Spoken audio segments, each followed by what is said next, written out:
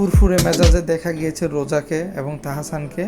তারা হানিমুনের বেশ কিছু ছবি সোশ্যাল মিডিয়ায় শেয়ার করেছেন এবং সেগুলা মুহূর্তের মধ্যে ভাইরাল হয়ে যায় এবং বিভিন্ন কন্টেন্ট ক্রিয়েটরদের মাঝে ছড়িয়ে পড়ে সেই ছবিগুলা। এবং তাদেরকে অনেকেই উইশ করে এবং তাদের গুডউইল চায়।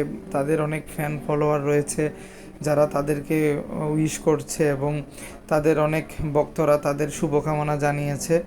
এবং তারা মোটামুটি বিয়ের পর থেকেই তাহসান রোজা এই জুটিটা অনেক আলোচনার মধ্যে আছে এবং মোটামুটি একটা নেট দুনিয়ায় পুরো ভাইরাল বলতে গেলে। এবং তারা হানিমুনে গিয়েছে বিয়ের পরপরই মালদ্বীপ, এবং সেখান থেকে তারা প্রায় 5 থেকে 6 দিন পর তারা ঢাকায় ফিরেছে এবং তারা এখন ঢাকায় অবস্থান করছে। বাংলাদেশের এই মুহূর্তে ভাইরাল টপিকস তাহসান আর রোজার হানিমুন। তাহসান আর রোজা হানিমুনে মালদ্বীপ গিয়েছে এবং সেই মালদ্বীপ থেকে তারা ঢাকায়ও ব্যাক করেছে এবং সেই মালদ্বীপে হানিমুনের কিছু বিশেষ মুহূর্ত এবং ছবি তারা শেয়ারও করেছেন।